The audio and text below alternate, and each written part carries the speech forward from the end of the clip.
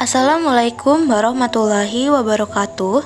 Kami dari kelompok 3 yang beranggotakan Endah Maida Supiani, Penny Meilani, Dita Rosalina Putri, Sani Rahma Setia Gunawan, Jevanya Deo Caroline Patisina, dan Gia Amelia Malik Nugraha. Di sini kami akan menjelaskan materi tentang materi ajar, bahan ajar, dan media pembelajaran matematika.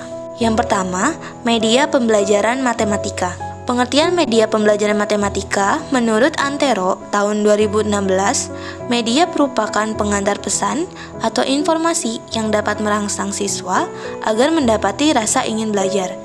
Sedangkan menurut Musfikon tahun 2012, media adalah alat bantu yang digunakan oleh guru dengan desain yang disesuaikan untuk meningkatkan kualitas pembelajaran.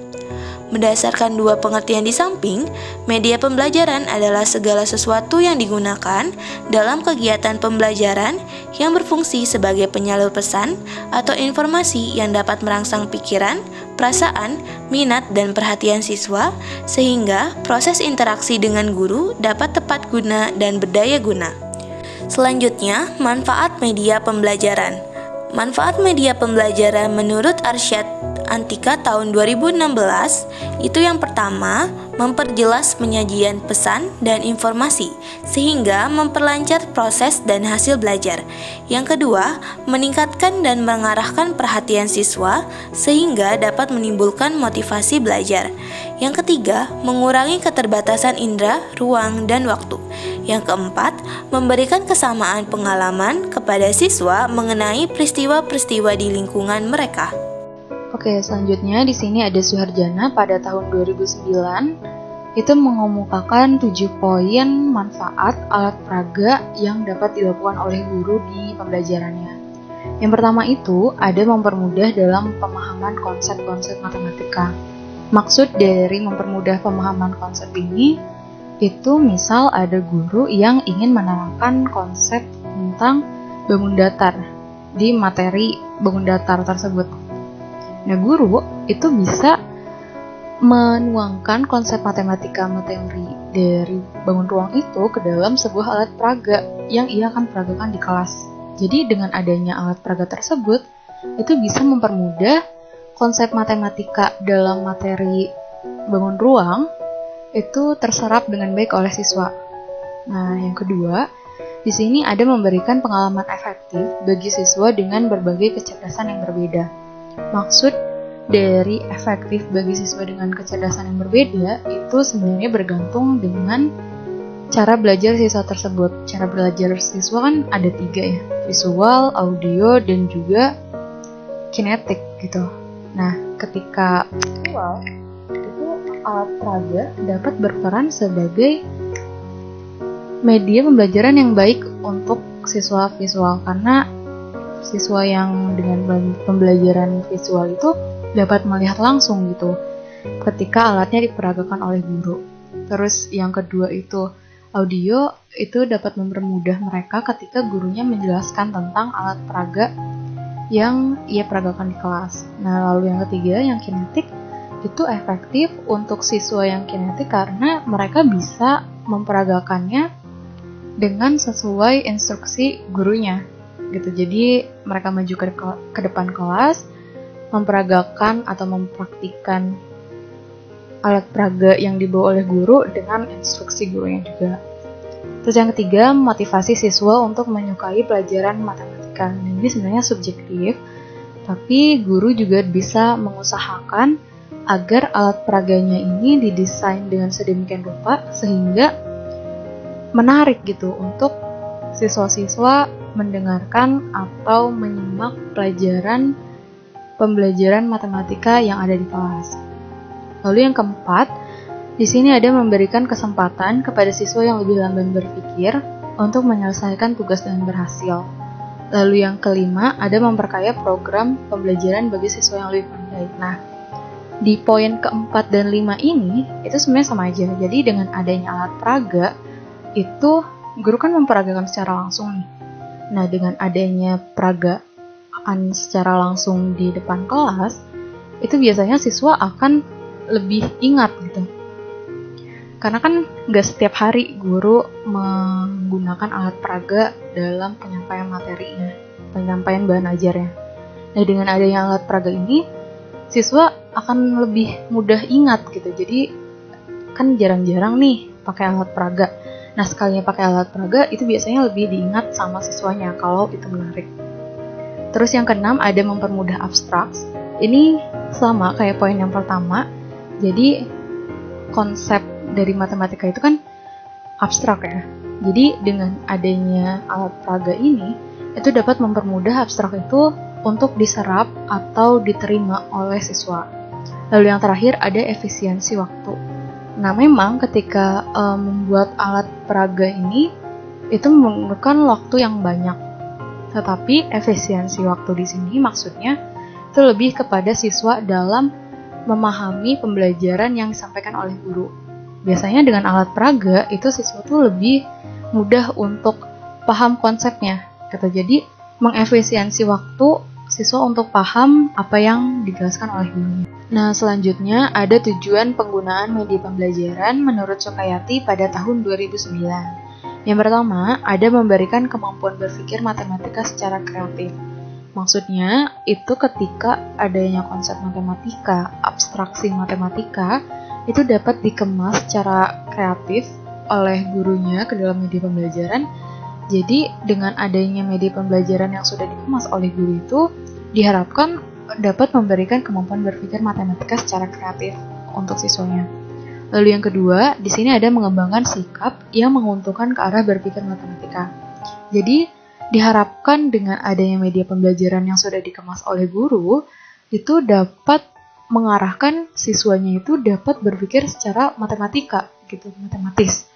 Lalu yang ketiga, ada memberikan motivasi dan memudahkan abstraksi. Nah, ini sama kayak manfaat dari alat peraga matematika yang sudah dijelaskan tadi.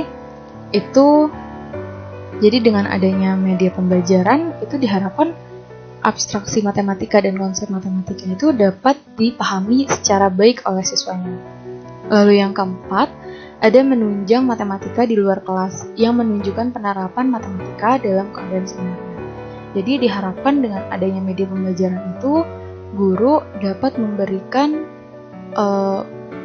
konsepan matematika yang dapat digunakan di dalam kehidupan sehari-hari. Gitu. Jadi ada di lingkungan siswanya tersebut atau benar-benar ada di kehidupan sehari-harinya. Nah, di dalam memilih media pembelajaran itu ada baiknya faktor-faktor berikut itu diperhatikan. Yang pertama ada rasional, itu maksudnya adalah media yang dipilih harus masuk akal dan sesuai dengan materi ajar. Jadi diusahakan kepada guru itu memberikan media pembelajaran yang masuk akal atau alat peraga yang masuk akal. Terus yang kedua ada ilmiah. Media pembelajaran yang digunakan sesuai dengan perkembangan ilmu pengetahuan. Lalu yang ketiga ada ekonomis dalam pembuatannya, tidak terlalu mengeluarkan banyak biaya. Yang keempat ada praktis dan efisien. Media mudah digunakan, tepat penggunaannya, dan juga mudah dibawa. Ini semua diperhatikan agar memudahkan tenaga pendidik dalam menggunakan media pembelajaran di kelasnya. Nah, adapun dari tim MKPBM pada tahun 2001, itu mengemukakan hal yang perlu diperhatikan dalam membuat alat peraga, yaitu yang pertama, ada tahan lama, yang kedua bentuk dan warna agar menarik, yang ketiga sederhana dan mudah digunakan, yang keempat ukurannya sesuai, yang kelima dapat menyajikan konsep matematika, yang keenam sesuai dengan konsep matematika, dan yang ketujuh yaitu merupakan dasar untuk tumbuhnya konsep abstrak. Nah, sebenarnya dari poin 1 sampai 4 itu memiliki tujuan agar siswa tuh lebih tertarik gitu sama media pembelajaran yang dibawa oleh gurunya. Nah, sedangkan yang poin ke-5 sampai 7 ini bertujuan untuk memudahkannya konsep matematika agar mudah dipahami oleh siswanya. Media pembelajaran berbasis komputer. Media pembelajaran berbasis komputer ini merupakan kegiatan belajar mengajar yang dilakukan oleh guru atau dosen dengan menggunakan komputer. Nah, hal ini dilakukan sebagai alat bantu dalam menyampaikan materi pembelajaran agar peserta didik tersebut termotivasi dalam mengikuti kegiatan belajar mengajar yang berlangsung di kelas. Selanjutnya mengenai materi ajar dan bahan ajar. Ada beberapa faktor yang menjadi penyebab rendahnya hasil belajar matematika siswa menurut Cowan pada tahun 2006. Di antaranya, yang pertama yaitu peran guru yang dominan dalam proses pembelajaran sehingga siswa ini merasa bosan dan jenuh terhadap proses pembelajaran tersebut. Yang kedua yaitu ketidaksiapan siswa dalam belajar. Yang ketiga, ketidakcocokan antara materi yang diajarkan dengan isi buku atau bahan ajar. Yang keempat yaitu rasa bosan yang dialami siswa dalam belajar matematika karena ketidaksesuaian tingkat kognitif siswa dengan materi yang diajarkan.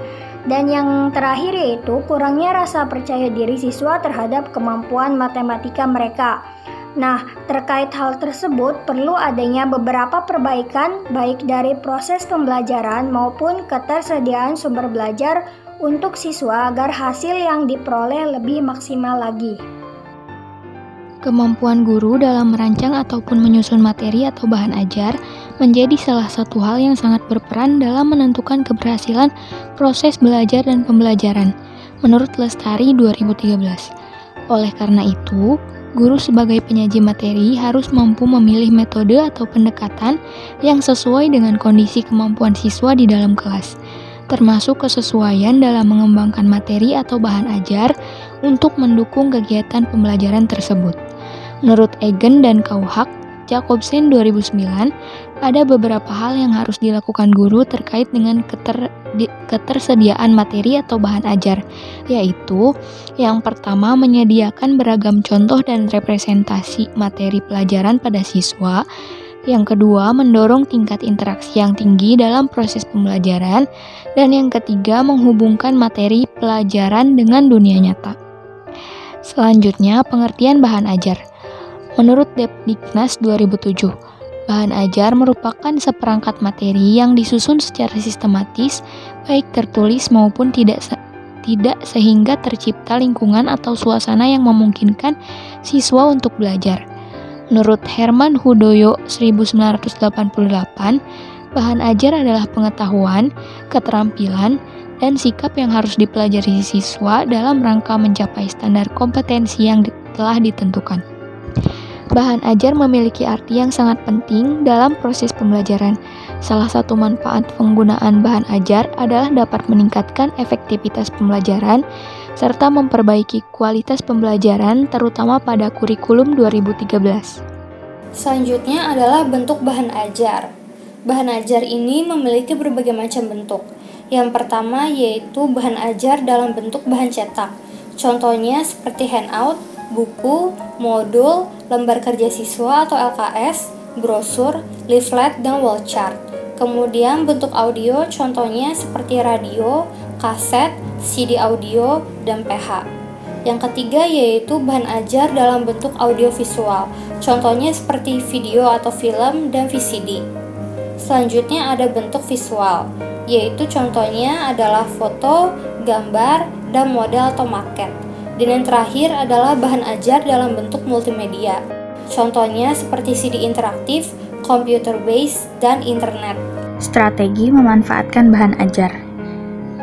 Yang pertama kita bahas yaitu strategi penyampaian bahan ajar oleh guru. Yang pertama ada strategi urutan penyampaian simultan, yang kedua ada strategi urutan penyampaian suksesif, yang ketiga ada strategi penyampaian fakta, yang keempat ada strategi penyampaian konsep, yang kelima ada strategi penyampaian materi pembelajaran prinsip, yang keenam ada strategi penyampaian prosedur. Lalu yang selanjutnya ada strategi mempelajari bahan ajar oleh siswa. Yang pertama ada menghafal atau verbal and paraphrase. Yang kedua ada menggunakan atau mengaplikasikan. Yang ketiga ada menemukan. Yang keempat ada memilih. Lalu selanjutnya ada mengembangkan kreativitas berpikir siswa dengan bahan ajar. Yang pertama, guru menerapkan metode open-ended. Misalnya, untuk membahas materi garis, bahan ajar yang disiapkan dapat dimulai dari membedakan garis dan kurva, kemudian dikenalkan aksioma. Yang kedua, ada mengembangkan bahan ajar yang dilengkapi dengan media pembelajaran berupa alat peraga, misalnya AEM, atau Algebraic Experience Material, untuk membahas materi rumus Pythagoras. Yang ketiga, ada metode permainan. Guru melatih siswa pada operasi penjumlahan dan pengurangan. Setelah diterangkan prinsipnya, guru membuat contoh dan soal yang harus dikerjakan oleh siswa. Sekian dari kelompok kami, kurang lebihnya mohon maaf. Wassalamualaikum warahmatullahi wabarakatuh.